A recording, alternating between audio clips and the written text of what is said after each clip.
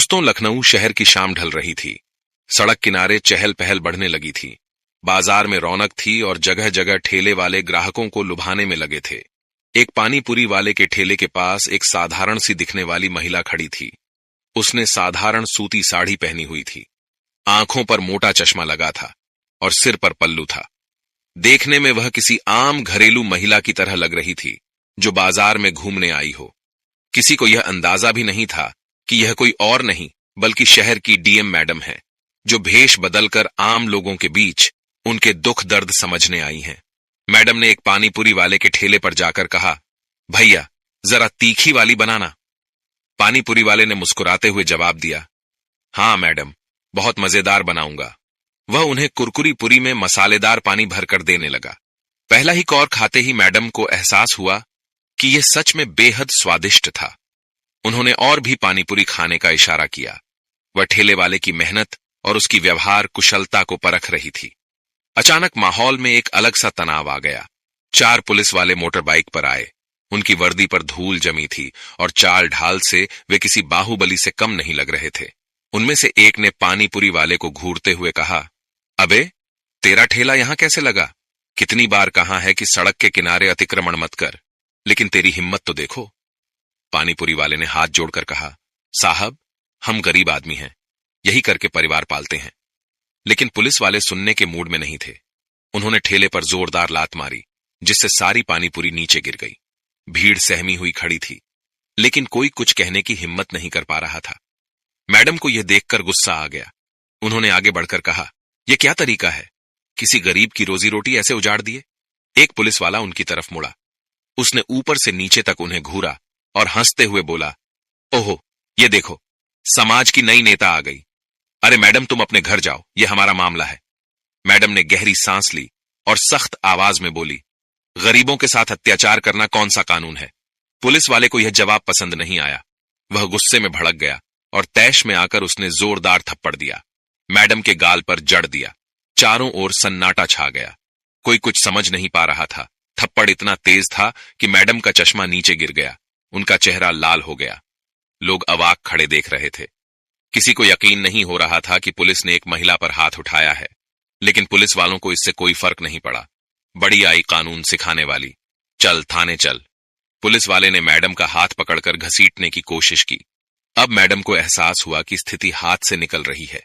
उन्होंने सोचा कि अब अपनी असली पहचान बता दें, लेकिन फिर कुछ सोचकर रुक गई। अगर मैं अभी सच बता दूं तो ये लोग डर कर झुक जाएंगे, लेकिन मुझे देखना है कि आम जनता के साथ कैसा व्यवहार किया जाता है।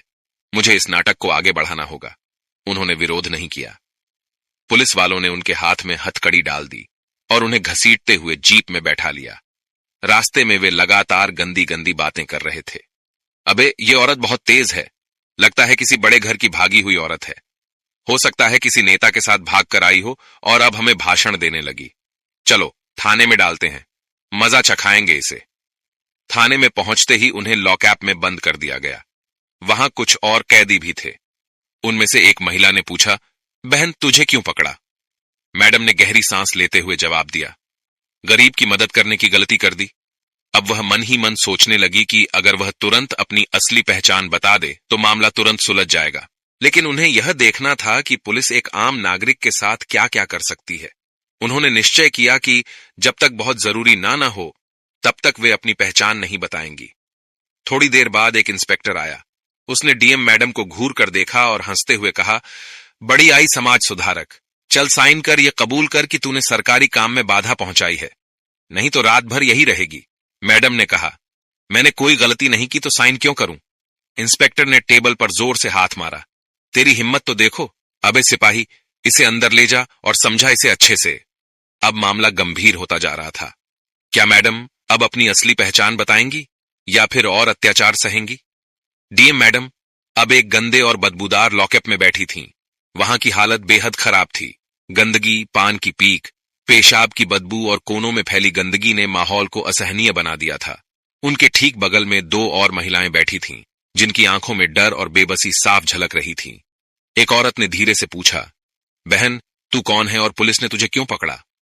मैडम ने हल्की मुस्कान के साथ जवाब दिया, मैंने एक गरीब ठेले वाले का साथ दिया, बस इतनी गलती कर दी। दूसरी औरत ने आह भरते हुए कहा, हम गरीबों के लिए इस देश में कोई जगह नहीं। पुलिस वाले हमें इंसान नहीं समझते। देख लेना, अगर तेरे पास पैसे या कोई बड़ा आदमी नहीं है तो ये तुझे बहुत सताएंगे। डीएम मैडम को अब समझ में आ रहा था कि पुलिस वालों की मनमानी कितनी खतरनाक हो सकती है। उन्होंने अब भी अपनी पहचान छुपाने का फैसला किया था, क्योंकि वे देखना चाहती थी कि आम जनता को पुलिस की बर्बरता का कितना शिकार होना पड़ता है। कुछ देर बाद वही इंस्पेक्टर जो उन्हें घसीट कर लाया था, अपने 2 सिपाहियों के साथ वहां आया। उसने मैडम को घूरते हुए कहा, अभी भी अकड़ बाकी है। चल हाथ आगे कर और बयान पर साइन कर। मैडम ने शांत स्वर में कहा, मैंने कोई गलती नहीं की, मैं साइन नहीं करूंगी। इंस्पेक्टर ने गुस्से में चेहरा लाल कर लिया। फिर उसने पास खड़े सिपाही को इशारा किया। अचानक एक सिपाही ने आकर मैडम के बालों को जोर से पकड़कर खींचा, जिससे उनका सर पीछे की ओर झुक गया। अब इस जबरदस्ती साइन करवाओ इससे, बहुत नेतागिरी झाड़ रही है। इंस्पेक्टर चीखा। मैडम ने दर्द सहते हुए कहा, यह गलत है, यह अन्याय है। सिपाही ने ठहाका लगाते हुए कहा, बड़ी आई न्याय की देवी, यहां हमारा कानून चलता है, समझी। इसके बाद उन्होंने मैडम को पकड़कर जबरदस्ती उनकी उंगलियों से कागज पर निशान लगवाने की कोशिश की, लेकिन मैडम ने पूरी ताकत से अपना हाथ पीछे कर लिया और जोर से कहा, यह देख। इंस्पेक्टर और ज्यादा गुस्से में आ गया। उसने एक और सिपाही को बुलाकर कहा, इसकी अकड़ निकालो, समझाओ इसे अच्छे से। 2 सिपाही आगे बढ़े और उन्होंने मैडम को पकड़कर जबरदस्ती लॉकअप से बाहर निकाला। फिर उन्होंने उन्हें एक कमरे में ले जाकर धक्का देकर जमीन पर गिरा दिया। अब बता, मान जाएगी या और तरीका अपनाना पड़ेगा? एक सिपाही गुर्राया। मैडम ने सर उठाकर उसकी आंखों में आंखें डाल दी। उन्हें गुस्सा आ रहा था, लेकिन वे अभी भी संयम बनाए रखना चाहती थीं। तभी एक सिपाही ने आगे बढ़कर उन्हें जबरदस्ती उठाया और जोर से धक्का दिया, जिससे वे फिर से गिर गईं। फिर उसने एक लकड़ी की छड़ी उठाई और कहा, अब तू देख कितनी समाज सेवा करती है। तभी बाहर से किसी के तेज कदमों की आहट आई। एक अन्य पुलिस अफसर अंदर आया और गुस्से से बोला, क्या हो रहा है यहां? इंस्पेक्टर हड़बड़ाकर बोला, सर, यह औरत बहुत बदतमीज है, कानून का उल्लंघन कर रही है, सरकारी काम में बाधा पहुंचा रही है। अच्छा, और तुम लोग इस पर बल प्रयोग कर रहे हो? अफसर ने संदेह भरी नजरों से देखा। सर, यह बहुत चालाक है, इसे सही से सबक सिखाना जरूरी है। डीएम मैडम ने उस अफसर की आंखों में सीधे देखा और कहा, अगर आपको कानून की थोड़ी भी समझ है तो आप जानते होंगे कि बिना किसी अपराध के किसी महिला को इस तरह टॉर्चर करना गैरकानूनी है। अफसर कुछ पल चुप रहा। फिर उसने इंस्पेक्टर को घूरा, बिना सबूत के इसे क्यों बंद किया है? इंस्पेक्टर थोड़ा असहज हो गया। सर, हमने इसे सड़क पर झगड़ा करते पकड़ा था, यह लोगों को भड़काने का काम कर रही थी। अफसर ने गहरी सांस ली और डीएम मैडम की ओर देखा। ठीक है, इसे यहां मत रखो, इसे कुछ घंटे बाद छोड़ देना। इंस्पेक्टर ने नाखुशी जाहिर की, लेकिन आदेश मानने के सिवाय उसके पास कोई चारा नहीं था। डीएम मैडम को वापस लॉकअप में डाल दिया गया। अब वे सोचने लगीं कि क्या उन्हें अपनी असली पहचान उजागर करनी चाहिए या और इंतजार करना चाहिए। इधर पुलिस वालों ने अपना दूसरा खेल शुरू कर दिया। उन्होंने जानबूझकर डीएम मैडम को परेशान करने के लिए बदबूदार कंबल दिया, जो शायद महीनों से धोया नहीं गया था। उन्होंने खाने में बचा खुचा और बासी खाना दिया, जिसे कुत्ते भी न खाएं। लेकिन मैडम के चेहरे पर कोई शिकन नहीं आई। उन्होंने सब कुछ सहने का निश्चय किया था, क्योंकि वे जानना चाहती थीं कि आम जनता को किस तरह का अन्याय सहना पड़ता है। अगली सुबह इंस्पेक्टर फिर आया। अबे, आज तेरी किस्मत अच्छी है, चल तेरी जमानत हो गई। मेरी जमानत? मैडम ने आश्चर्य से पूछा। हां, तेरे जैसे लोगों को बचाने के लिए कोई ना कोई मूर्ख आ ही जाता है। वे उठकर बाहर आए। बाहर एक पत्रकार खड़ा था जिसने उनके बारे में सुना था और उनके लिए आवाज उठाने आया था। मैडम, आप पर क्या आरोप हैं? कोई नहीं, सिर्फ इंसानियत दिखाने की सजा मिली थी, मैडम ने हल्की मुस्कान के साथ कहा। अब वे सोच रही थीं कि क्या अब समय आ गया है कि वे अपनी असली पहचान बता दें। डीएम मैडम अब भी लॉकअप के बाहर खड़ी थीं, लेकिन उनके चेहरे पर किसी तरह की घबराहट या परेशानी का भाव नहीं था। पत्रकार के सवालों का जवाब देने के बजाय वे चुपचाप पुलिस स्टेशन के चारों ओर देख रही थीं। वहां कुछ गरीब लोग अपनी शिकायत दर्ज कराने आए थे, लेकिन पुलिस वालों ने उन्हें धमकाकर भगा दिया। एक बूढ़ी महिला रोती हुई कह रही थी, साहब, मेरे बेटे को बिना वजह पकड़ लिया गया है, मैं आपसे हाथ जोड़ती हूं, प्लीज मेरी बात सुनिए। लेकिन वहां बैठे दारोगा ने उसकी ओर देखा तक नहीं, उल्टा उसे धमकाने लगा, भाग यहां से, वरना तुझे भी अंदर डाल दूंगा। मैडम का खून खौल उठा, लेकिन वे अब भी खुद पर काबू रखे हुए थीं। उन्हें अपनी पहचान बताने का सही वक्त चाहिए था।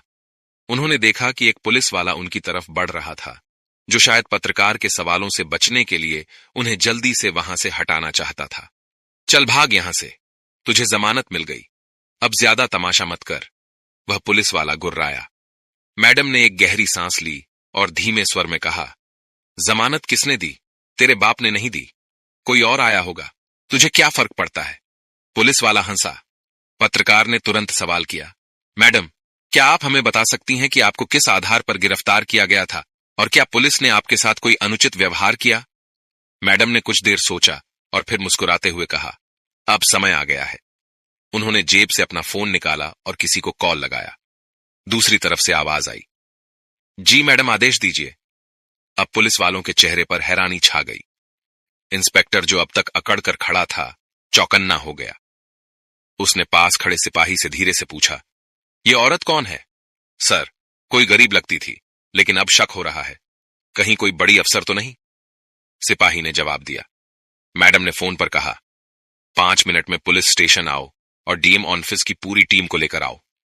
अब इंस्पेक्टर के माथे पर पसीना छलक आया। उसने घबराकर पूछा, अबे कहीं यह कोई बहुत बड़ी अफसर तो नहीं? थोड़ी ही देर में पूरे पुलिस स्टेशन में हड़कंप मच गया। सायरन बजाती हुई कई गाड़ियां आकर रुकीं। सबसे पहले एक सरकारी गाड़ी से एक बड़ा अधिकारी उतरा, फिर कुछ अन्य पुलिस अफसर। अब डीएम मैडम ने एक कदम आगे बढ़ाया, अपने बालों को ठीक किया और पूरी शान के साथ कहा, मैं जिला अधिकारी हूं।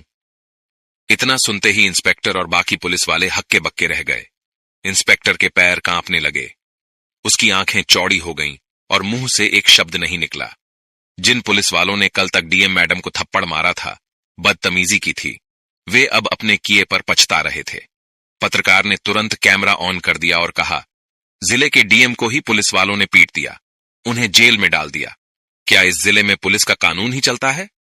मैडम ने एक गहरी सांस ली और पूरी ताकत से कहा, आज मैंने अपनी आंखों से देखा कि आम आदमी को पुलिस स्टेशन में किस तरह टॉर्चर किया जाता है। गरीबों की सुनवाई नहीं होती, महिलाओं के साथ बदसलूकी की जाती है और पुलिस खुद को भगवान समझने लगी है। लेकिन अब यह सब नहीं चलेगा। इंस्पेक्टर घुटनों के बल गिर गया। मैडम, हमें माफ कर दीजिए, हमें नहीं पता था कि आप। मैडम ने गुस्से से उसकी बात काट दी। अगर मैं डीएम नहीं होती तो क्या तुम मुझे इसी तरह पीटते रहते? इसी तरह एक गरीब महिला को टॉर्चर करते पूरे पुलिस स्टेशन में सन्नाटा छा गया। जो पुलिस वाले कल तक रौब झाड़ रहे थे, अब उनकी जुबान बंद हो गई थी।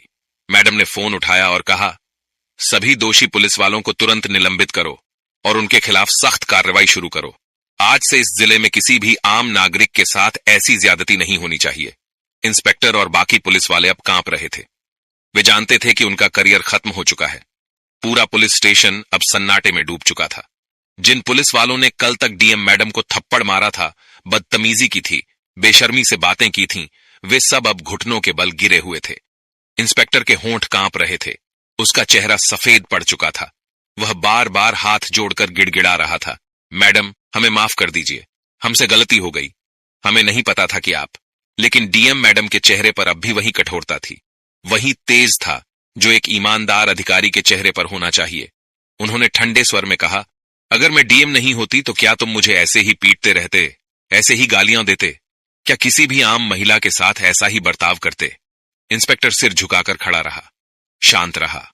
उसके पास कोई जवाब नहीं था, लेकिन उसके बगल में खड़े कुछ अन्य पुलिसकर्मियों के चेहरों पर अब भी घमंड झलक रहा था, जैसे उन्हें यकीन ही ना हो रहा हो कि वे इतने बड़े मुसीबत में फंस चुके हैं।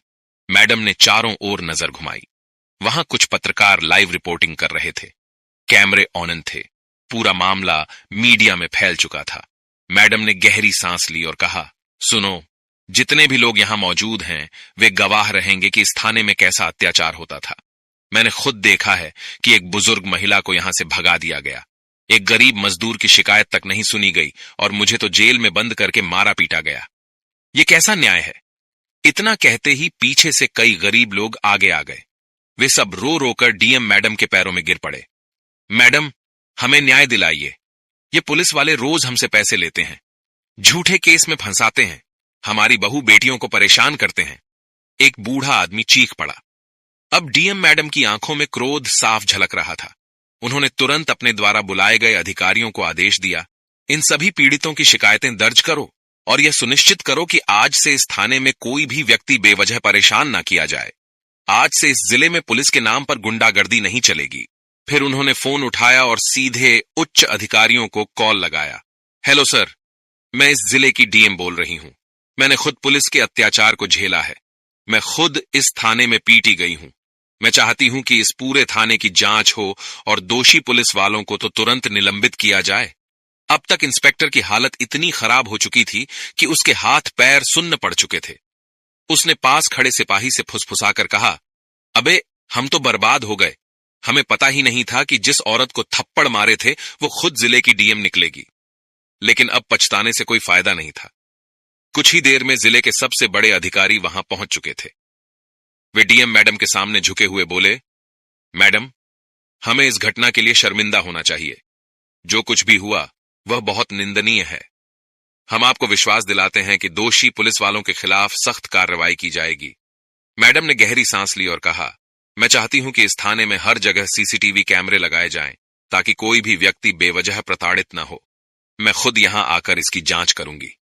फिर उन्होंने इंस्पेक्टर की ओर देखा और कहा, तुमने अपने वर्दी की इज्जत को तार तार कर दिया। तुम्हारी नौकरी तो गई ही गई, अब जेल भी जाना पड़ेगा। इंस्पेक्टर की आंखों से आंसू छलक पड़े। वह मैडम के पैरों में गिर पड़ा। मैडम, माफ कर दीजिए, मेरी बीवी और बच्चे भूखे मर जाएंगे। मेरी मां बीमार है, मैं बर्बाद हो जाऊंगा। लेकिन डीएम मैडम के चेहरे पर कोई दया नहीं थी। उन्होंने ठंडे स्वर में कहा, जब तुमने एक आम महिला को पीटा था तब क्या तुम्हें अपनी बीवी और बच्चों की याद आई थी? जब तुमने गरीबों से रिश्वत ली थी तब क्या तुम्हें अपनी मां का ख्याल आया था? पूरे पुलिस स्टेशन में सन्नाटा छा गया। इंस्पेक्टर अब सिर झुकाए खड़ा था। उसकी आंखों से आंसू बह रहे थे, लेकिन अब कुछ नहीं हो सकता था। डीएम मैडम ने मीडिया की ओर देखा और कहा, आज मैं यह संदेश देना चाहती हूं कि कोई भी कानून से ऊपर नहीं है। अगर पुलिस वाले जनता के रक्षक बनेंगे तो वे सम्मान पाएंगे, लेकिन अगर वे अत्याचारी बनेंगे तो उनके लिए कोई जगह नहीं होगी। अब पूरे जिले में यह खबर फैल चुकी थी। सोशल मीडिया पर वीडियो वायरल हो चुका था। लोग डीएम मैडम की ईमानदारी और साहस की तारीफ कर रहे थे। वहीं दोषी पुलिस वालों को उनके अंजाम तक पहुंचाने की तैयारी हो चुकी थी। समय बीत चुका था, लेकिन पुलिस वालों की आंखों में डर और पछतावा अभी भी मौजूद था। डीएम मैडम का फैसला अब पूरे जिले में चर्चा का विषय बन चुका था। मीडिया के कैमरे लगातार उनके आसपास मंडरा रहे थे, लेकिन डीएम मैडम ने इस सच्चाई से किसी भी प्रकार का समझौता नहीं किया। उन्होंने न केवल पुलिस वालों के खिलाफ सख्त कार्यवाही की, बल्कि उनके लिए एक उदाहरण पेश किया था। जिले में एक नई हवा चलने लगी थी। लोग अब पुलिस से डरने की बजाय उनकी जवाबदेही मांगने लगे थे। अधिकारी अब उन्हें अपनी गुनाहगार पर झुककर नहीं देख सकते थे, क्योंकि डीएम मैडम ने सबको यह समझा दिया था कि अगर कोई शक्ति में है तो वह शक्ति का दुरुपयोग नहीं करेगा, बल्कि लोगों के भले के लिए उसका इस्तेमाल करेगा। इस घटना के बाद पुलिस विभाग में बदलाव की लहर आई। पुराने पुलिस वाले जो अपनी ताकत का गलत इस्तेमाल करते थे, उन्हें निलंबित कर दिया गया था। नए पुलिसकर्मी उनकी जगह आए जो लोगों की मदद के लिए समर्पित थे। डीएम मैडम ने यह सुनिश्चित किया कि हर एक अधिकारी अपना कर्तव्य निभाए और जो भी गलत करेगा वह कभी भी बच नहीं पाएगा। कुछ दिनों बाद एक सुबह डीएम मैडम ने मीडिया के सामने आकर एक बयान दिया। मुझे यह देखकर खुशी हो रही है कि इस जिले में अब लोगों का भरोसा पुलिस पर बढ़ने लगा है। लेकिन यह हमें समझने का समय है कि हमें अपने पद का इस्तेमाल न केवल कानून और आदेश के लिए, बल्कि लोगों के भले के लिए भी करना चाहिए। अब हमें और अधिक मेहनत करनी होगी ताकि हम अपनी सेवा को हर नागरिक तक पहुंचा सकें और उन्हें यह यकीन दिला सकें कि पुलिस हर वक्त उनके साथ है। उनकी बातों ने जिले में एक नई आशा की किरण जगा दी थी। अब लोग पुलिस से डरने की बजाय उनके साथ खड़े थे। वे जान चुके थे कि अगर वे सच बोलेंगे तो उनके साथ डीएम मैडम जैसी ईमानदार अधिकारी खड़ी हैं। इंस्पेक्टर और उनके साथी पुलिस वाले अपनी अपनी सजा भुगत रहे थे। उन्हें यह एहसास हो चुका था कि उन्होंने एक गहरी गलती की थी, जो न केवल उनके करियर को तबाह कर गई, बल्कि उनकी इज्जत को भी नष्ट कर दिया। डीएम मैडम के फैसले ने उन्हें यह सिखाया था कि अगर आप अपनी ताकत का गलत इस्तेमाल करेंगे तो वह ताकत एक दिन आपके खिलाफ भी काम करेगी। हालांकि यह मामला अब समाप्त हो चुका था, लेकिन इसने एक सीख दी थी। इस घटना से यह साबित हुआ था कि हमारे समाज में सबसे अहम चीज ईमानदारी और इंसाफ है।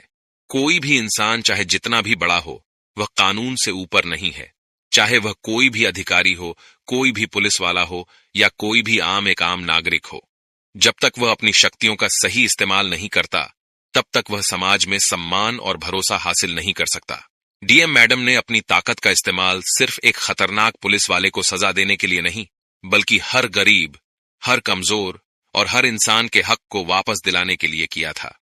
उन्होंने यह भी दिखाया था कि समाज में बदलाव लाने के लिए हमें खुद आगे आकर कदम उठाने होते हैं, न कि सिर्फ खड़े होकर दूसरों से बदलाव की उम्मीद रखनी होती है। ये पूरी घटना हमें यह सिखाती है कि हमें अपने कर्तव्य को निभाने में डर नहीं लगना चाहिए, चाहे वह किसी के खिलाफ हो। ईमानदारी और स्वस्थ प्रयास से हर बड़े से बड़े समस्या का समाधान संभव है। हमें अपने जीवन में सच्चाई, ईमानदारी और कर्तव्य के प्रति निष्ठा बनाए रखनी चाहिए। तभी हम एक सशक्त और निष्ठावान समाज की ओर कदम बढ़ा सकते हैं। कहानी से हमें यह भी सीखा कि हम सब में बदलाव लाने की ताकत है। हम अगर गलत को नहीं सहेंगे और सही का साथ देंगे तो धीरे धीरे दुनिया में सच्चाई और इंसाफ की जीत होगी। किसी एक व्यक्ति के द्वारा उठाया गया सही कदम समाज को एक नई दिशा दे सकता है। इस कहानी से हमें यह सीख मिलती है कि हमें किसी भी तरह के अत्याचार के खिलाफ खड़ा होना चाहिए, चाहे हम किसी भी क्षेत्र में काम कर रहे हों, ताकि समाज में इंसाफ और सच्चाई की जीत हो। यह कहानी यह भी सिखाती है कि समाज में बदलाव लाने के लिए सिर्फ एक मजबूत इरादा और ईमानदार प्रयास की जरूरत होती है। अगर आपको यह कहानी पसंद आई हो तो कृपया लाइक और शेयर करें। हमारे चैनल को सब्सक्राइब करें ताकि ऐसी और भी प्रेरणादायक कहानियां आप तक पहुंच सकें, और इस कहानी के बारे में आपके विचार और सुझाव कमेंट सेक्शन में जरूर लिखें। आप सभी का बहुत बहुत धन्यवाद। जय हिंद, जय भारत।